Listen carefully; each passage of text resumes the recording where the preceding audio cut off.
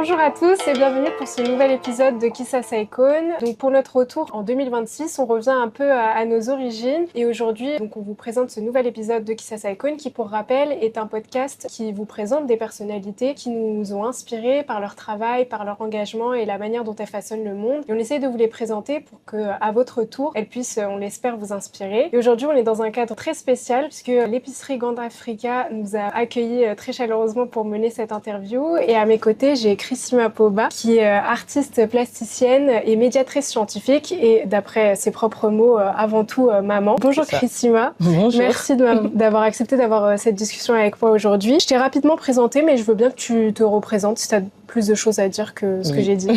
Du coup, moi, comme tu disais, donc je suis Chrisima Poba, artiste plasticienne et médiatrice scientifique et surtout maman, parce que ça occupe la plus grande partie de mes journées. Donc c'est pour ça que j'aime me définir ainsi. J'ai un travail artistique qui parle beaucoup de transmission et de maternité. Je pense que la maternité, c'est quand même le centre de mon travail artistique, parce que comme ça parle de transmission, c'est soit les choses que ma mère m'a transmises, soit les choses que moi j'ai transmises à mon enfant. Donc la maternité, c'est vraiment le noyau de ce que je fais. Moi, en te découvrant, ce que j'avais lu, c'est exactement ce que j'ai dit au départ. C'est plutôt artiste plasticienne et médiatrice scientifique. Pourquoi c'était important pour toi de détailler ce que tu fais vraiment? Parce qu'en fait, la médiation scientifique, c'est particulier. Moi, je suis médiatrice scientifique de formation et du coup, c'est parce que j'ai pas fait de formation artistique. Donc, dans mon travail artistique, j'utilise la médiation scientifique pour raconter en fait les sciences avec mes œuvres. C'est pour ça que je le précise, pour expliquer dès le début pourquoi est-ce que j'ai une approche comme ça avec les sciences dans mon travail. L'art te permet de vulgariser du coup ce que tu choisis dans les sciences. Exactement, c'est un médium, c'est un très bel outil pour vulgariser, pour raconter, pour faire de la médiation. Moi, en tout cas, l'outil que j'ai choisi, c'est l'art. Ok. Et justement, tu avais commencé donc par les sciences, ce que j'ai compris de ton parcours. Et pourquoi l'art exactement? Est-ce que c'est plus simple de s'exprimer par l'art pour faire comprendre des choses? Moi, j'ai toujours été passionnée de sciences, donc j'ai commencé par faire une licence de physique. Dès que je suis arrivée à l'université, j'ai compris qu'en fait, j'ai toujours aimé les sciences, mais j'aimais pas les sciences, j'aimais l'univers qui était autour, raconter les sciences, entendre parler des sciences. Donc tout de suite, je savais que j'allais pas continuer en physique et que j'allais faire quelque chose de médiation, en médiation, vulgarisation, je connaissais pas encore. Et puis ensuite, j'ai rencontré quelqu'un qui m'a dit, mais en fait, tes photos, elles sont trop bien. Parce qu'à l'époque, on partageait tous des photos sur Instagram, etc. Qui m'a donné un appareil photo. Et j'ai commencé comme ça à faire de la photographie. Je me disais, mais c'est hyper cool, en fait, comme moyen de s'exprimer. Et c'est comme ça que j'ai commencé la photo. J'ai pas lié les deux tout de suite. J'ai fait de la photo sur le côté. Ma mère m'a dit, écoute, n'arrête pas tes études pour faire des études d'art parce que je trouve que c'est trop dangereux. Et d'ailleurs, elle avait raison. Donc, du coup, j'ai fait des petits cours le samedi, un petit peu sur la photographie, etc. Je me suis perfectionnée seule et j'ai continué mes études. Et c'est quand j'ai eu mon fils, du coup, j'ai fait une pause d'1 an dans mes études où là, je me suis dit, ok, je me lance dans ma carrière d'artiste. Puis quand j'ai repris les études avec mes profs, on a vu que ça pouvait en fait matcher le fait de faire des sciences dans la société et de l'art, que ça matchait bien. Et là, j'ai matché tout ça dans ma pratique artistique. Justement, du coup, t'as dit que t'as appris seule, donc t'étais autodidacte. C'est ça. Et est-ce que, je te pose la question parce que moi, par exemple, j'ai un média, mais à côté, je fais pas du tout ça comme étude. Est-ce que, du coup, il y a pas une sensation d'illégitimité quand tu te dis que t'as appris seule, alors qu'il y a des gens, par exemple, qui font des études pour et qui s'investissent dans un parcours justement dangereux, comme l'a dit ta maman? Il y a pas une sensation d'illégitimité? En fait, j'ai de la chance dans le sens où moi, les médiums que j'utilise, la manière dont je m'exprime, c'est pas du tout quelque chose de conventionnel, c'est pas du tout quelque chose d'institutionnel. Donc du coup, j'ai pas cette illégitimité-là parce que justement, je suis pas dans des galeries. Enfin, j'ai déjà été dans un musée, mais dans une situation qui était particulière. Donc du coup, non, j'ai jamais ressenti ça. Au contraire même, je suis très contente d'avoir fait les études que j'ai faites parce que ça me permet d'avoir de la profondeur dans mon discours que j'aurais pas eu si j'avais fait justement que des études artistiques. C'est intéressant parce que du coup, t'as le fait, comme t'as dit, que t'aies fait des études, par exemple, de sciences et que c'est ce que tu prônes dans ton art, c'est vrai que ça te donne un sorte de cachet de foi où on se dit oui, ok, c'est vrai que ce qu'elle est en train de dire, ça repose sur des connaissances qu'elle a. Donc c'est vrai que de ce point de vue-là, je peux comprendre que tu puisses ne pas ressentir un sentiment d'illégitimité qui finalement ne devrait pas exister puisque aujourd'hui tout le monde peut un peu s'épanouir dans ce qu'il souhaite. Et donc ça, c'est le côté autodidacte. Et d'un autre côté, il y a aussi ce que tu avances par la transmission, par tes racines que tu mets en avant. Tu es une femme artiste noire. Aujourd'hui, qu'est-ce que ça implique? Est-ce qu'il y a une pression particulière aussi de combiner plusieurs étiquettes? Ah bien sûr. En plus, moi, je combine pas les bonnes parce que je suis une femme, j'ai été maman jeune, je suis noire et je viens de banlieue parisienne. Ça fait un mélange d'étiquettes où dans le monde de l'art, chacune de ces étiquettes-là, elles ont des cases avec des pratiques artistiques qui sont prédéfinies. Moi, je rentre dans aucune des cases. Ça veut dire que quand j'ai abordé la banlieue parisienne, je l'ai abordée de ma façon, de mon prisme. C'était pas le prisme qui était fait en règle générale. Quand je parle de maternité, je trouve que je parle de maternité de manière générale, mais va savoir pourquoi en fait ça touche pas forcément tout le monde juste parce que je suis noire. Typiquement sur mes œuvres sur l'allaitement, j'ai une affiche, c'est mammifère. Pour moi, c'est l'affiche la plus universelle possible. Mais c'est vrai que souvent les personnes blanches me disent mais du coup tu veux pas mettre d'autres couleurs pour que ça fasse plus universel? Et je sais qu'on m'aurait pas posé cette question-là si j'avais eu la peau blanche. Donc oui, tout à fait. Et puis même par exemple le fait d'être une artiste de la diaspora, moi je le revendique beaucoup, que je suis artiste franco-congolaise et congolaise de la diaspora. Et ben ça fait que quand on veut exposer en tant qu'artiste africain, ben les galeries parisiennes, elles veulent pas d'artistes africains de la diaspora. C'est pas ce qui les intéresse. Donc oui, je suis carrément dans un mélange de en même temps on m'appelle, mais du coup quand on m'appelle, j'ai peur qu'on m'appelle que parce que je suis un quota. Oui. J'aime bien qu'on m'appelle pour mon travail et pas parce que je suis un quota. Et du coup quand on m'appelle parce que je suis un quota, ben en fait ce que je fais ça leur correspond pas. Donc oui, clairement c'est compliqué. Mais là maintenant que je suis plus émergente, ça va mieux. C'est quand j'étais émergente où c'était dur parce que j'avais vraiment l'impression qu'on m'appelait que parce que je remplissais un quota ou une catégorie. Et est-ce que tu te sens comme une figure qui représente les communautés racisées, les quartiers populaires, ou tu veux quand même te détacher? Parce qu'il y a beaucoup d'artistes qui disent quand même non, bah c'est mon art, je représente pas non plus tout le monde. Alors en fait, ça dépend dans lesquelles de mes expositions. Il y a des expositions où par exemple, quand c'est sur la maternité, ça dépend des thématiques. Là, c'est quelque chose de plus universel entre guillemets, même si j'aime pas trop ce mot parce que je trouve que c'est utilisé à mauvais escient, mais quand même. Alors que là, par exemple, là dans l'épicerie dans laquelle on est, c'est clairement une exposition pour représenter les diasporas africaines parce qu'on est dans une épicerie africaine et c'est vraiment pour représenter les diasporas africaines et vraiment toutes les diasporas africaines de l'Algérie à l'Afrique du Sud parce que dans cette épicerie, il y a des produits africains de l'Algérie à l'Afrique du Sud. Là, oui, là, je porte cet étendard et là, je représente. Ça dépend, je pense, des projets aussi qu'on a. Et moi, comme j'ai un projet comme celui-ci, oui, là, c'est quelque chose que je veux représenter. Ça fait écho, on va dire qu'il y a cette double casquette d'artiste diasporique, pardon, et aussi le fait que, bah, tu l'as dit, avant tout, tu es maman. Pourquoi, justement, c'était important? Parce que, bon, il y a beaucoup d'artistes qui ont des enfants tout de même, je veux dire, j'espère. Pourquoi c'était important aussi pour toi que ce soit aussi quelque chose que tu mettes autant en avant? Bah alors déjà, moi, c'est la maternité qui m'a permis de me lancer dans ma carrière artistique, parce que j'avais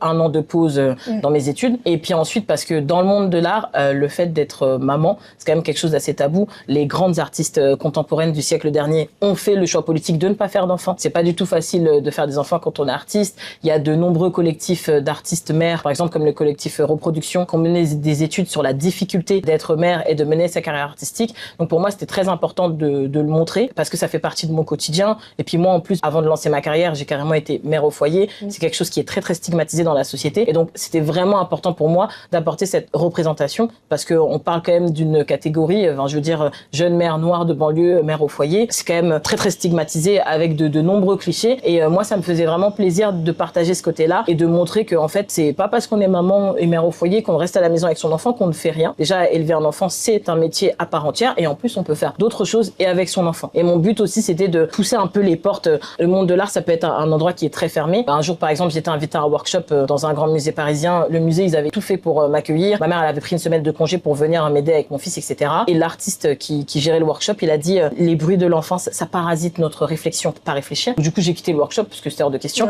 Et en fait, depuis là, ça m'a donné envie de dire, en fait, à chaque fois qu'il y a un espace, moi, je veux que si je suis accueillie en résidence, je veux qu'il y ait 2 plateaux repas, un pour moi, un pour mon enfant. Parce qu'on sait jamais, là, il est à l'école, mais en fait, peut-être que la maîtresse, elle est pas là, et je veux venir avec. Et maintenant, ça me fait plaisir d'arriver dans des endroits où j'ai été avant la seule avec le bébé, et de voir une autre avec son enfant qui me dit, ah, comme je t'ai vu l'année dernière avec le petit, je suis venue avec. C'est hyper important. Je pense que ça doit se faire, parce que il y a des lieux qui ne sont pas adaptés aux enfants, mais quand même, dans la plupart du temps, quand on est artiste, c'est quand même des espaces qu'on peut adapter, et je trouve ça vraiment dommage qu'on ferme ces lieux-là aux enfants. C'est comme tu l'as dit, c'est l'anecdote où tu disais qu'il y a quelqu'un qui a ensuite ramené son enfant parce qu'il t'a vu. Tout à fait. Je trouve ça hyper important parce qu'aujourd'hui, on voit quand même beaucoup de gens qui vont travailler, voilà, dans un milieu artistique, que ce soit, j'en connais des journalistes qui écrivent que, une fois qu'elles sont tombées enceintes ou qu'elles ont eu un enfant, le travail a diminué, ou même en tant qu'artiste, avoir le temps de créer, alors que, comme tu l'as dit, être maman, c'est un emploi à part entière.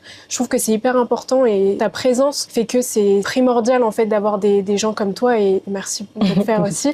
Et même si tu dézoomes, en vrai, là, on a parlé d'artistes, on peut parler d'artistes niche, entre guillemets, mais par exemple, des générations un peu plus jeunes, Aya Nakamura, elle le disait il y a quelques temps dans une interview, où elle disait que sa première grossesse, elle avait dû la cacher parce que justement, son label et les personnes qui pouvaient investir sur elle allaient voir ça d'un mauvais œil, en quelque quelque sorte. Tout à fait.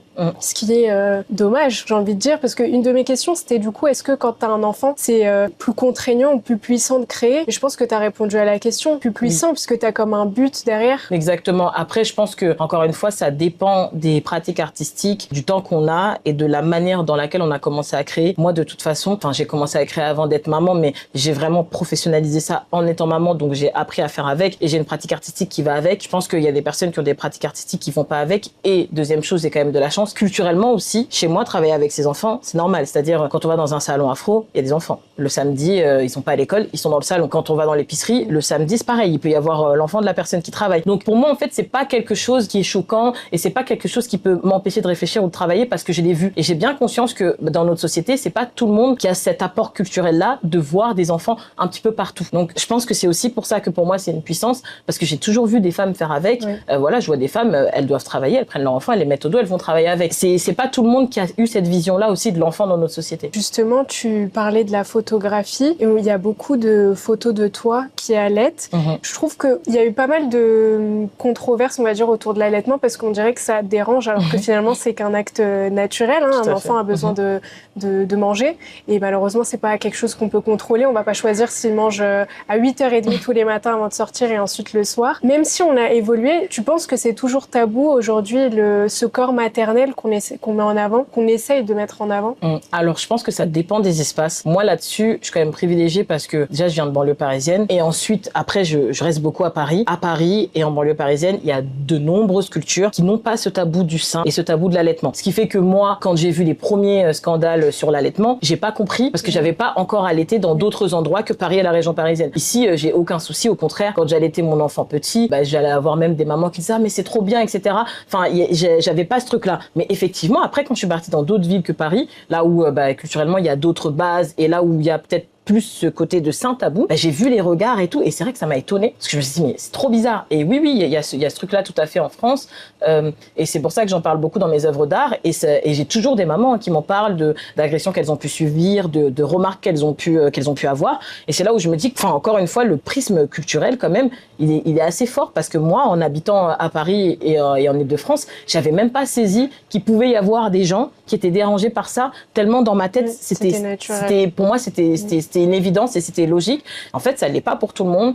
Et c'est pour ça que je suis contente de continuer à véhiculer mes œuvres sur l'allaitement, de le coller dans la rue. Je trouve que c'est très important. Et justement, ça fait écho à ton prochain projet, du coup, qui est le Mom Latte. Bon, il y a déjà, on le verra un petit peu plus tard, tu avais déjà, on va dire, fait des allusions à ça. Enfin, ça fait complètement partie de ton travail artistique.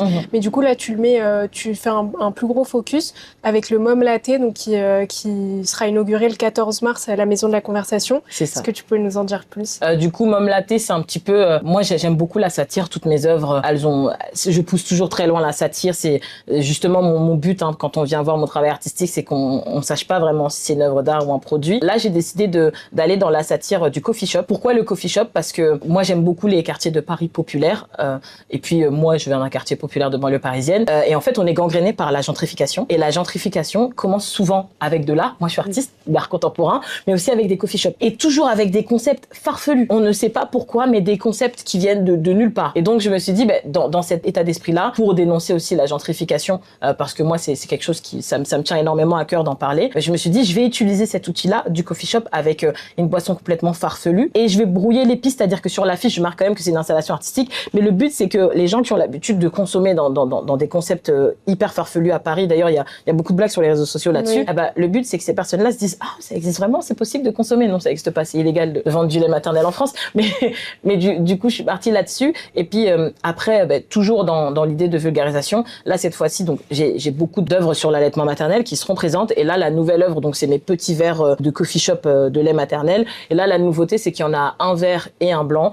Pourquoi? Parce que quand on tire son lait, le lait il peut changer de couleur, il peut avoir des couleurs qui sont différentes. Et notamment, pendant le Covid, il y avait plein de mamans qui avaient le lait vert et qui se demandaient d'où ça venait. Alors qu'en fait, le lait vert, ça peut simplement venir en fait des anticorps qu'on produit quand on est malade.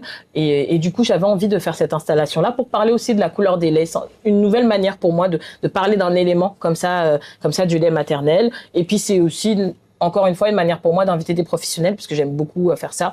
Donc là, je vais inviter une sage-femme et une infirmière puéricultrice pour qu'elles viennent parler d'allaitement, parce que les consultations comme ça sur l'allaitement avec des conseillères en lactation, etc., sont pas forcément remboursées par la sécurité sociale. Et c'est pour ça qu'on voit des disparités d'ailleurs dans l'allaitement entre les classes populaires et les classes moyennes, voire les classes plus aisées. C'est qu'en fait, on n'a pas le même accès à l'information, le même accès aux professionnels. Et moi, vraiment, mon travail artistique, c'est ça, c'est de dire, bah, écoutez, la consultation, je sais que d'habitude, elle n'est pas remboursée, mais là, vous pouvez venir. Il y a une boîte à questions, vous pouvez poser vos questions, vous pouvez rencontrer les professionnels. Et en plus, vous avez des outils, vous, pour découvrir le lait maternel, pour savoir son composition, pour savoir ce qui se passe. Parce que, par exemple, le lait vert, c'est tout bête comme ça, mais pendant le Covid, il y a plein de mamans qui ont arrêté d'allaiter parce qu'elles avaient un lait vert. Et en même temps, je comprends. Tu tires ton lait, il est vert, étant donné que, bah, en supermarché, voilà, exactement, en supermarché, ben, le lait de vache qu'on va acheter, c'est un lait qui est pasteurisé, qui n'a pas du tout déjà la même texture. Déjà, quand on tire son lait, c'est impressionnant de voir à quel point ça peut paraître liquide et aqueux, parce qu'il y a quand même beaucoup plus d'eau et ça peut être beaucoup moins gras. Et puis parfois, au contraire, ça peut même être jaune.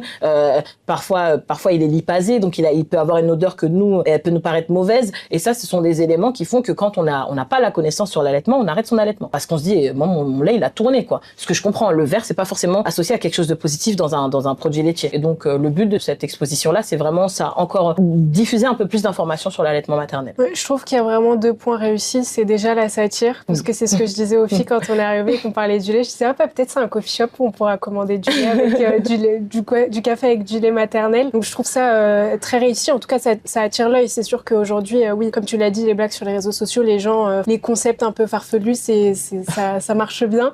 Et d'un autre côté, je trouve que ça, c'est encore plus un projet qui met en relation le côté scientifique et le côté art. Parce que tout ce que tu as dit, toute la connaissance qu'il y a derrière le simple geste d'allaiter qui peut être anodin pour quelqu'un qui le fait pas, un homme, ou pour quelqu'un qui n'a pas d'enfant. Tu arrives vraiment à retranscrire ce côté scientifique avec des arguments et puis surtout, comme tu l'as dit, le côté vulgarisé et permettre l'accès à l'information, ça je trouve que c'est génial et que ça vaut le détour. Donc j'ai hâte d'être au 14 mars.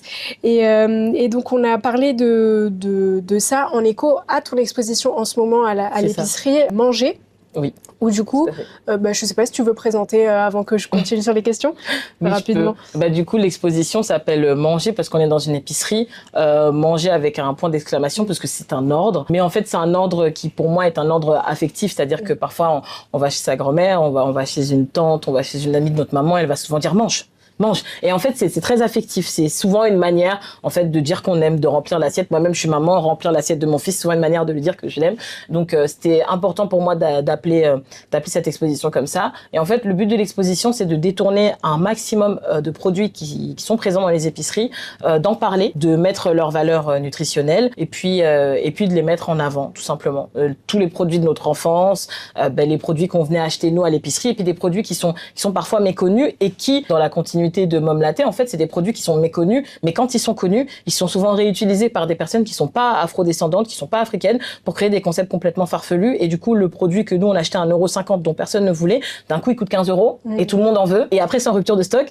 Donc, du coup, je trouvais que c'était intéressant d'avoir ce prisme-là de produits et de moi décider en tant qu'artiste afrodescendante qui consomme dans les épiceries africaines, de le détourner moi avec des codes que les personnes de l'épicerie vont comprendre parce que le but, c'est que c'est de l'art contemporain quand même très conceptuel, on est sur une installation, mais le but c'est que ce soit les clients de l'épicerie qui soient les spectateurs de cette installation. Là, c'est pas une installation qui est là pour faire que l'épicerie se gentrifie. Parce que ça peut être le cas quand on fait une installation d'exposition d'art contemporain, ça peut gentrifier un espace. Là, j'ai vraiment essayé d'avoir des œuvres d'art qui ressemblent à l'épicerie et qui font pas que la personne qui a l'habitude de venir dans l'épicerie, quand elle arrive le lundi avec l'installation, elle se dit « Oula, je suis plus à ma place, je repars. » Ici, ça s'est gentrifié. Le but, c'était vraiment qu'il n'y ait pas ça.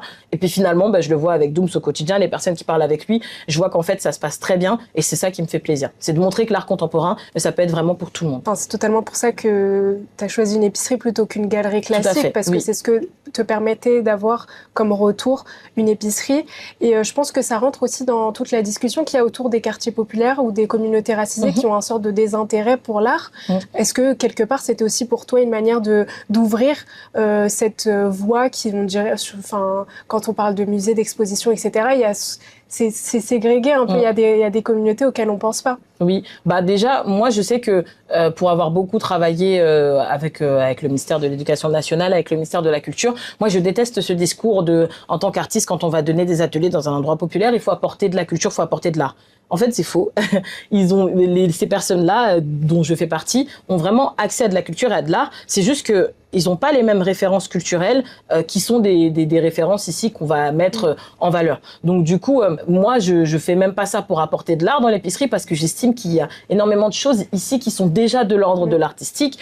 Tous les jours, Doom, c'est de la musique ici. Eh ben, ça déjà, c'est une grande approche à l'art. Et souvent, d'ailleurs, dans les épiceries africaines, il y a de la musique qui est très forte. Ça, déjà, de base, c'est juste une expérience artistique à part entière. Donc, je savais en fait que ça allait toucher. J'ai toujours fait de l'art aussi pour les personnes populaires parce que c'est ce que moi je suis et donc c'est ce que je veux faire. Je veux faire des choses qui soient accessibles à tout le monde et ça a toujours touché. C'est pour ça que le discours de est-ce que c'est pour toucher ou pas un autre public, je sais pas. Parce que je pense, moi, que c'est un public qui est profondément touché par l'art. Mais c'est juste que forcément, quand l'art ne nous parle pas, l'art, il est censé nous parler. Donc, s'il ne nous parle pas, si ça ne nous touche pas, on peut pas être attiré. Forcément, on peut pas en vouloir aux personnes de ne pas être attirées par un art qui les touche pas et des codes qui leur correspondent pas. De toute façon, c'est prouvé au quotidien. Si on demande à chacun, selon lui, c'est quoi les classiques de musique, bah, il va forcément se référer à ce que ses parents lui auront inculqué et transmis. Donc, évidemment que, comme tu l'as dit, quand les codes ne sont pas les mêmes, on peut rapidement arriver à la conclusion qu'il y a un désintérêt pour l'art, mais je peux comprendre qu'une exposition sur un sujet trop éloigné d'une communauté, ça puisse ne pas intéresser, parce que comme tu l'as dit, c'est des codes dans lesquels on se retrouve pas forcément. Exactement. Et que ça puisse aussi permettre, par contre, à côté, de permettre à des artistes comme toi d'explorer ces transmissions et cette culture qu'ils ont eue et d'en faire un message. Et donc, il est clair que toi, par contre, tes racines, elles influencent complètement ton art. De quoi tu t'inspires au quotidien ? Est-ce que c'est ce que t'ont transmis tes parents, évidemment, je veux dire, mais est-ce que toi-même, tu continues tes recherches de ton côté sur ta culture, etc., pour la réintroduire dans ton art ? Alors moi j'ai de la chance, l'inspiration c'est pas quelque chose qui est compliqué pour moi, j'ai juste à avoir quelque chose et j'ai envie de le reproduire. Et après c'est vraiment c'est pas dans l'inspiration que je puise dans mon quotidien et dans mes racines, mais c'est dans l'après, c'est-à-dire l'épicerie, j'ai eu l'idée de manière très simple, mais après quand il a fallu créer les œuvres de l'épicerie et qu'elles aient les bonnes références et les bonnes valeurs, oui, déjà moi j'ai toujours un travail de recherche linguistique, la langue c'est très important pour moi et du coup dans toutes mes œuvres, il y a toujours un petit mot soit en kikongo soit en lari qui sont mes deux langues maternelles, enfin mes deux langues maternelles, les langues maternelles de ma mère ou les langues maternelles de ma grand-mère plutôt, parce que même ma mère est née en France. C'est important pour moi d'avoir cette approche linguistique parce que j'ai envie aussi de transmettre quand même ce message, parce que la langue c'est vecteur et qu'il y a des notions qui ne sont pas traduisibles en français tout simplement, et donc j'aime bien moi les avoir en kikongo. Après peut-être que dans d'autres langues c'est autre chose, mais souvent quand même les personnes comprennent les notions que j'ai voulu faire passer quand je tente de les traduire, parce que on peut pas faire du mot pour mot. Et puis j'ai un travail de recherche ensuite après sur les couleurs, sur les compositions. Moi, j'ai toujours un gros travail de bibliographie parce que dans toutes les œuvres, il y a toujours des sources d'études scientifiques que j'ai utilisées pour faire les œuvres. J'essaye en plus dans mon travail de bibliographie de chercher des chercheurs africains qui ont fait des recherches dans des labos africains. Bon, c'est souvent en partenariat quand même avec des laboratoires de Suisse, des États-Unis et de France, mais quand même, c'est important pour moi parce que même dans la recherche, il faut savoir qu'on a toujours un prisme. Les sciences, c'est vrai que c'est quelque chose de factuel, mais il y a quand même un prisme sur lequel on va étudier la chose, et c'est important sur de nombreuses recherches d'avoir des chercheurs africains parce qu'ils viennent de là où on le consomme, et surtout parfois ils ont la connaissance de la pharmacopée traditionnelle aussi. Et moi j'ai fait mon mémoire là-dessus sur les pharmacopées traditionnelles, donc c'est quelque chose qui me passionne et je tiens toujours à mettre des sources aussi pour montrer que ces produits-là, les valeurs que je vais mettre et les vertus qui ont été prouvées aujourd'hui dans des laboratoires, elles étaient déjà connues depuis des siècles par nos praticiens. Donc c'est important aussi pour moi de repréciser ça. Oui, aujourd'hui, j'utilise pour appuyer mon propos les études scientifiques, mais en fait, de manière vernaculaire, on avait déjà ces savoirs-là et c'est important aussi de se le dire. Au départ, justement, tu disais que pour toi, c'était une transmission à ton enfant. Et avec tout ce que tu me dis, tout le travail de recherche qu'il y a à côté et tout ce sérieux, on va dire, ce qui permet d'avoir le cachet de légitimité, comme on le disait au départ, est-ce que pour toi, dans tes années, on va dire, tu considérais que ton art puisse être vu comme une archive de ta culture? Moi, je pense que comme une archive diasporique, oui. Parce que c'est la manière dont une enfant de la diaspora essaye de s'approprier les codes qu'elle a saisis ici. Et je pense que ça parle à de nombreux enfants de la diaspora aussi. On a des expériences qui sont quand même assez similaires, en tout cas en région parisienne et dans les grandes villes. J'ai conscience que quand on a un enfant de la diaspora et qu'on n'est pas dans une grande ville, on a moins de communautés, etc. C'est différent. Nous, en l'occurrence, à Paris, on a le plus grand nombre de communautés africaines et donc on a quand même des expériences très similaires. J'ai la chance aussi d'avoir grandi avec un très grand nombre de communautés africaines différentes. Et je pense que c'est ça aussi qui m'aide à créer ces œuvres d'art. Et ça a touché tout le monde. Et comme je l'ai dit, mes œuvres, par exemple, sur le gombo, quand je dis que j'expose dans une épicerie africaine, je pense qu'il y a des gens qui peuvent se dire c'est l'Afrique noire, c'est l'Afrique subsaharienne. Non, en fait, le gombo, c'est consommé en Tunisie. Et donc, forcément, quand il y a mes œuvres sur le gombo, une personne tunisienne qui le voit, elle va se sentir aussi touchée. C'est vraiment pour toutes les diasporas africaines, de A à Z, quoi. Et je sais que tu fais partie de ces personnes-là. Justement, toi, tu essayes de toucher toutes les diasporas. Il y a quand même de plus en plus, je trouve, d'initiatives qui sont faites. Nous, on va dire qu'on essaye de le faire à notre manière parce qu'on se dit média diasporique. Mais est-ce que pour toi, tu vois vraiment un changement entre peut-être quand tu as commencé, ce qui était qu'il y a quelques années, et aujourd'hui sur la représentation qu'on a dans les médias, dans l'art, en tant que communauté racisée? Oui, clairement. Pourtant, j'ai commencé il y a 5 ans, mais oui, il y a un grand pas qui a été fait. Et après, moi, je mets toujours un bémol sur le grand pas qui est fait. Moi, j'aime beaucoup quand je regarde des productions, regarder qui est le directeur artistique, qui fait le cast, qui est le réal. Et en fait, on se rend compte que quand on regarde qui est à la direction artistique, qui est au cast, qui est au réal et qui est au styliste, en fait, il n'y a pas tant de diversité que ça. C'est-à-dire qu'il y a de la diversité devant les écrans et en fait, derrière les écrans, les têtes pensantes, c'est pas forcément de la diversité, ce qui donne lieu à des représentations qui sont pas bonnes du coup. Et donc moi j'ai quand même encore un petit problème avec ça, dans le sens où pour moi, on est actuellement dans une représentation performative, quoi. C'est-à-dire que on va caster beaucoup d'acteurs et d'influenceurs, etc., qui sont racisés, c'est vrai. Mais en fait, quand on regarde derrière dans les équipes, ça reste toujours la même chose et ça pose un grand problème parce que du coup, il y a d'autres personnes qui racontent nos récits et c'est là où on fait face à des récits qui sont complètement déformés, disproportionnés et qui vont envoyer aussi beaucoup de mauvais messages et de mauvaises interprétations des cultures. Je pense que c'est un travail global entre ceux qui vont consommer, de consommer de manière plus réfléchie et nous aussi faire nos recherches de notre côté. Et puis surtout à ceux qui vont produire le contenu parce que comme tu l'as dit et comme elle te l'a dit ta maman au départ, pour beaucoup, surtout pour les communautés racisées, issues de l'immigration, etc., où on voit pas encore des petits chemins qu'on peut emprunter. Il y a surtout des grandes lignes parce que sinon, autrement, les petits chemins sont dangereux. Mais je trouve qu'il faut quand même pousser les gens à raconter, pousser les gens à se construire parce que c'est une construction personnelle aussi. Tout le contenu qui est créé, toi, autour de ta culture, ça te permet de te construire toi, construire ton enfant ensuite. Moi aussi, raconter les diasporas, ça rentre dans ma construction personnelle. Ce serait quoi, après c'est une question bateau, mais quand même je te demande, le meilleur conseil que tu puisses donner à un artiste africain qui veut raconter ses racines et aussi bien sûr à une jeune maman artiste qui pour pas qu'elle lâche, on va dire. Alors un artiste africain, moi je me permettrais juste de donner un conseil à un artiste de la diaspora parce que pour le coup j'ai pas vécu l'expérience d'être artiste africaine à Paris.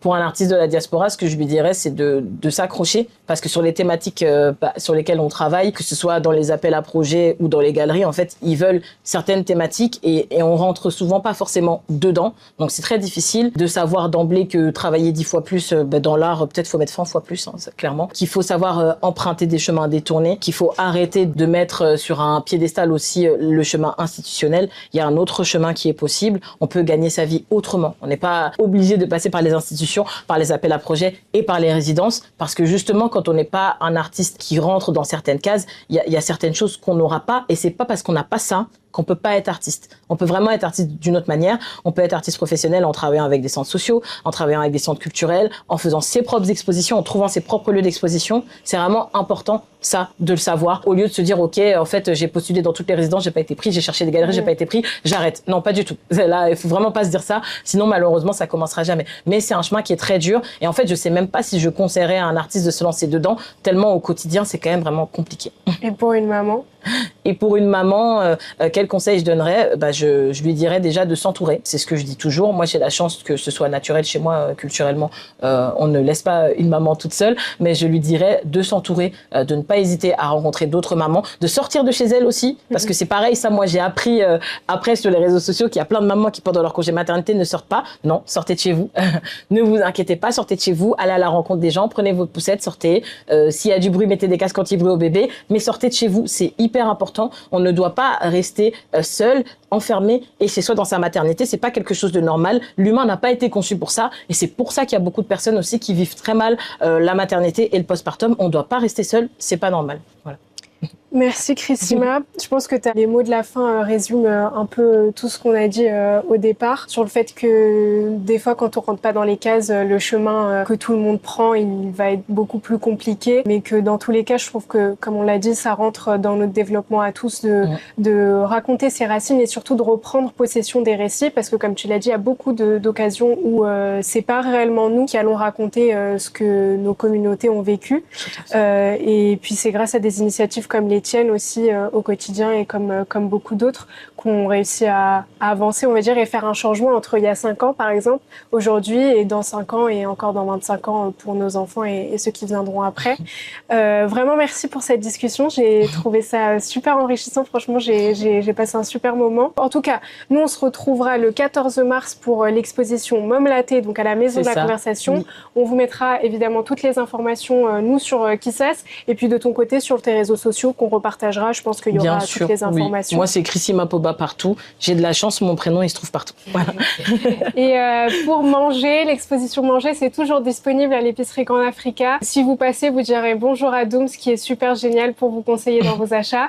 Et puis voilà, merci d'avoir suivi cette discussion avec nous et on se retrouve là une prochaine fois.